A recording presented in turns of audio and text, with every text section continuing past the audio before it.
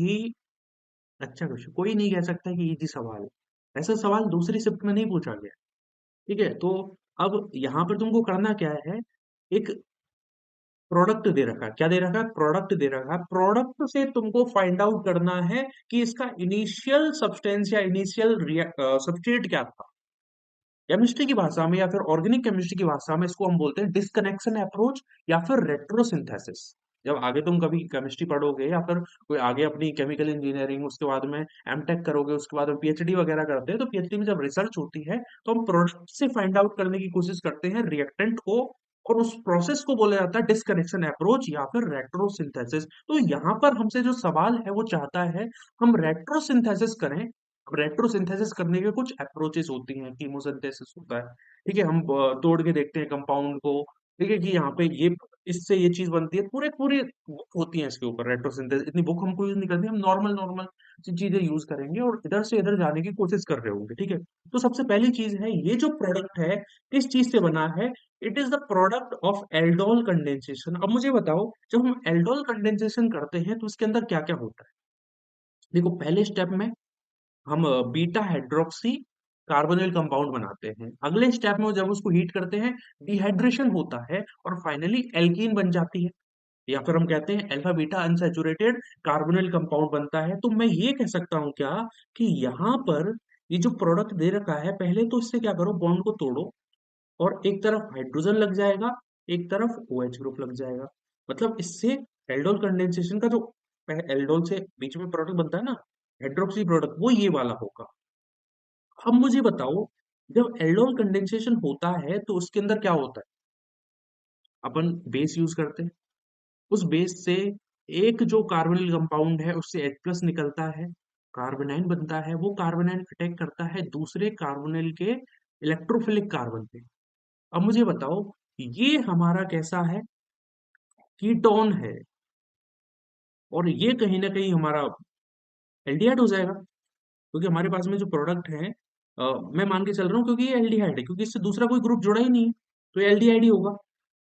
ठीक है, तो यहाँ पर क्या होगा बेसिकली, इधर से इधर अटैक हुआ है, मतलब कहीं ना कहीं ये जो रिंग है ना, ये ओपन हो, रिंग जो बन रही है ना, ये कहीं ना कहीं ओपन हो, और ओपन होके जो एल्डोल प्रोडक्ट एल्डोल का सबस्ट्रेट बनेगा वो कुछ इस प्रकार से होना चाहिए। तो समझ रहे होंगे तुम लोग, ये चीज है। यहां से अटैक हुआ था, यहां से अटैक हुआ था, यहाँ पर देखो, पेन दूसरा यूज कर लेता हूँ। यहां से अटैक हुआ है इस कार्बन पे, और यहाँ पर OH है। तो OH कैसे आता है? कहीं ना कहीं जब नेगेटिव चार्ज, नेगेटिव से H+ जुड़ता है, तो मैं ये कह सकता हूँ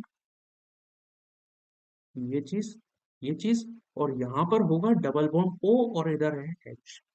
कुछ इस प्रकार की कंडीशन रही होगी। तो मैंने सी तो बना लिया है।